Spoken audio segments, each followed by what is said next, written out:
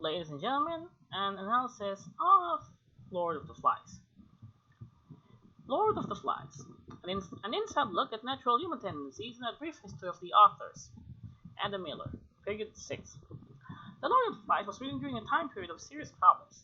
Back before the invention of the iPod and before people realized how fun masturbation is, people didn't know what to do with their spare time.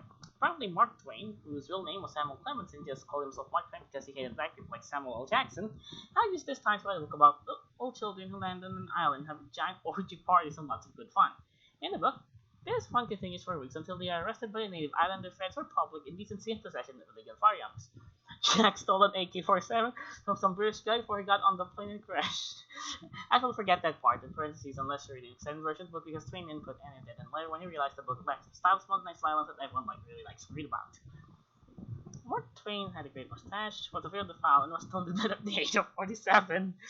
And when he was accused and convicted of molesting an 8-year-old white man when inserting and inserting the contents of an entire tube of pressed cinnamon flavored toothpaste into the poor kid's anus.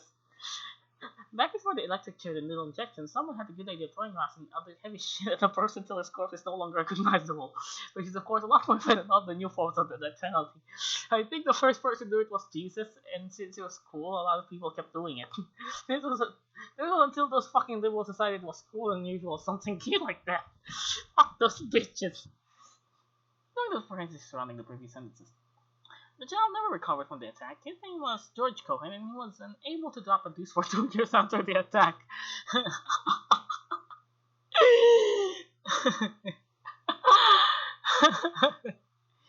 So he does. So the docs had to cut a temporary asshole above his pelvis bone on his left side. George never brushed his teeth again. Eventually, George committed suicide in the parking lot of his junior high school. However, Twain did recover from his painful death, and his mangled body was buried peacefully in the Big Green Cemetery with lots of flowers. That eased his passing. He was one of the great writers of our time, however, so respected no matter how many innocent children he raped. When Mark Twain died, his masterpiece Lord of the Flies was yet to be finished. And some fucker named William Golding or some shit, what a game name, it should have changed like Twain. So eternal fuck. Slowly died of his death and erased the name, added a quick ending about pigs, and turned it into the National Board of Acceptance of Great American Books, NBAJB, for inspection. At first, the judges were kind of skeptical about the book, because they were a little like, shit, man, this game must have been an ass, and notice, because how does this game start? 5 and 5 kids like pig would never eat fruit like that. They'd be too hungry, and would resort to secretly stabbing other kids with a bowling knife instead of eating them. I heard human flesh tastes a lot like provolone, and contains not essential vitamins, minerals, and shit you need to survive in the wild. I think you probably would have killed Simon first, then, bitch. But since the judges caved and decided to let it become a great book because, after all, it did have a lot of interesting sex and containing coconuts, fat kids, and the severed heads of 100 pigs. So now we study the Lord of the Flies in our schools and have to write 6-page papers about it, even though we have a shitload of other homework to do by tomorrow and have to check out 3 more times a day in order to win that bet. You know what bet I'm talking about. The Lord of the Flies has a lot of references to themes that other books have a lot of times. One of those themes is human nature. People tend to like to kill stuff a lot, which is brought up in this book several times. People also like to fuck stuff a lot, which is brought up in this book several times also. Oftentimes, people like to combine the two, by killing stuff and fucking the living shit out of the lifeless body. This actually didn't happen in The Lord of the Flies, but they probably should have. Maybe then I would have actually read it. Please ignore that last statement. The character Ralph was very interesting. The character Ralph was very intriguing. His attitude towards the stuff that happened in the book was cool, and kind of made me wish I was gay so I could openly admit to being attracted to him. When Simon confronted the Lord of the Flies near the end of the book, something happened that caused another thing to happen. The Lord of the Flies was the severed head of a dead pig impaled spear. Apparently, Twain, was it Golding? Forgot that once a pig is dead, it can no longer communicate. Either that, or Simon snuck some of that LSD that Ralph was passing around right after the plane crash. Most likely the latter. The hallucination supplement drug, commonly referred to as LSD, was first discovered by the Italian chemist Ferdinand Magellan. However, it was made popular with the famous Beatles song Lucy in the Sky with Diamonds in 1963 when everyone first started to like smoking pot, experimenting with kinky sex positions, dipping in acid, and other important activities. Anyways, when Simon met the Lord of the Flies, at first the Lord of the Flies was like, what the fuck you doing? And Simon was like, I'm gay and I'm wandering around the forest looking for butterflies and shit. Then the Lord of Lies realized the poor kid had Down syndrome and decided to spare him. Then he changed his mind a bit. Bit Simon's leg off and dumped his dead body in the ocean.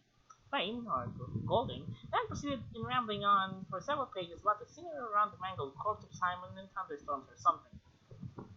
I didn't really understand the point, so don't take a point. Please, I'm quite wrong about this, since I'm admitting I didn't understand it. The ending of the book was abrupt and basically it was fucking retarded.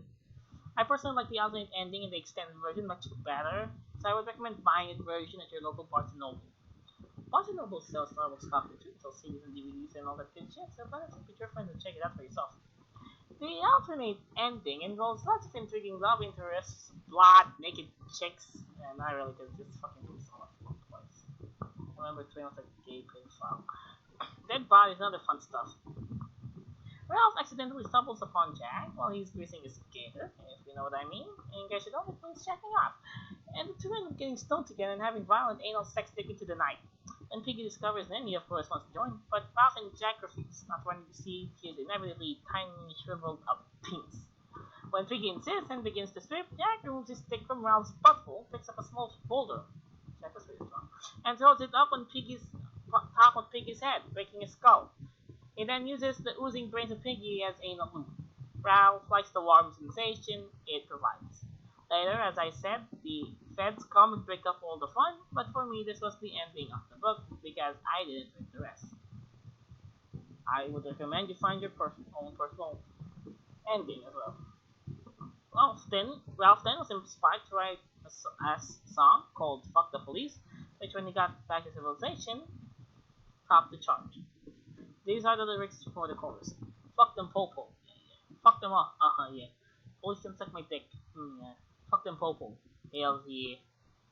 This does, in conclusion, Mark Twain was a genius and should have written more books and stuff. The end.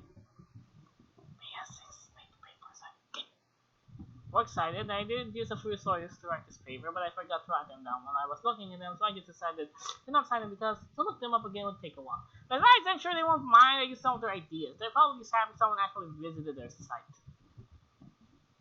Well, I hope you learned something, because I sure as hell didn't.